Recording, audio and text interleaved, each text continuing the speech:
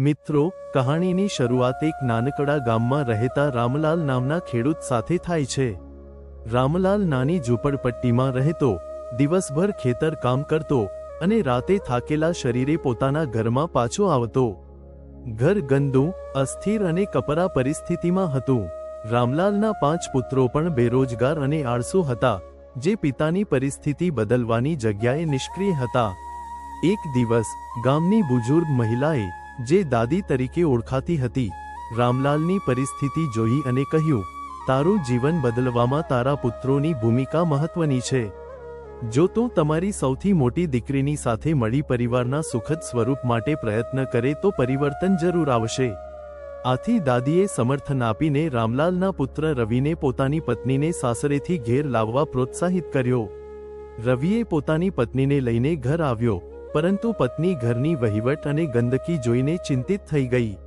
આ છતાં તે હારી નહીં અને ઘરના કામકાજ અને વ્યવસ્થાને સુધારવા માટે આગળ વધ્યા। ધીમે ધીમે ઘરના દરેક સભ્યો કામમાં જોડાયા અને ઘરમાં શિસ્ત અને સંઘર્ષ શરૂ થયો।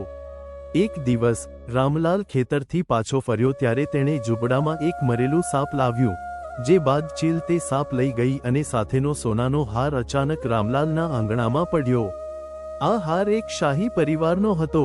રામલાલ અને તેની બહુએ વિચાર્યું કે આ રાજકીય હાર પાછો આપવા માટે રાણી સાથે સંપર્ક કરવો જરૂરી છે। રામલાલે સાધુનો વેશ ધારણ કરી મહેલ પહોંચીને રાણીનો વિશ્વાસ જીત્યો અને હાર પાછો આપ્યો। આથી રાણી ખુશ થઈને રામલાલને વિલક્ષણ પુરસ્કાર આપ્યો। રામલાલના ઘરના દરિદ્રતામાંથી સમૃદ્ધતા તરફનું યાત્રા શરૂ થઈ।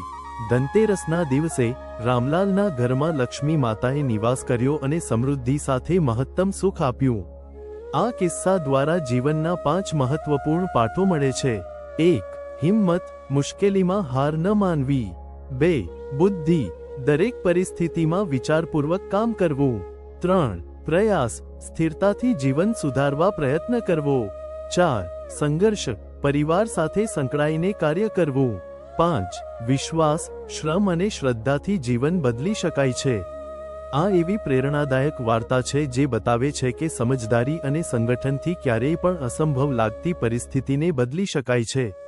મિત્રો, આશા રાખું છું કે આ વિડિયો તમને પસંદ આવ્યો હશે।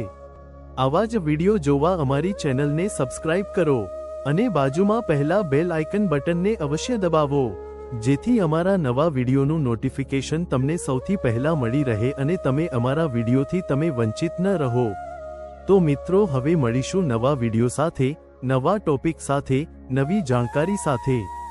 ત્યાં સુધી બધાને હર હર મહાદેવ, રાધે રાધે, જય માં બુટ ભવાની। બધા લોકોએ વિડિયોને અંત સુધી જોયો તે બદલ બધાનો ખૂબ ખૂબ આભાર। ધન્યવાદ।